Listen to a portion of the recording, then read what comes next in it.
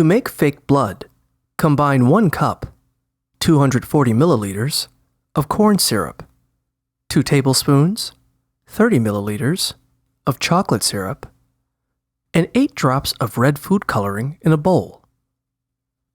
Stir everything together. Then apply the fake blood directly to your skin or Halloween costume. To make fake blood without corn syrup, first add 2 cups, 240 grams, of powdered sugar and 1 cup, 240 milliliters, of water to a large bowl. Stir until the powdered sugar is fully dissolved. Then add 2 tablespoons, 30 milliliters, of red food coloring and 1 tablespoon, 15 milliliters, of green food coloring. Finally, add 1 tablespoon, 7 grams, of cocoa powder and stir everything together.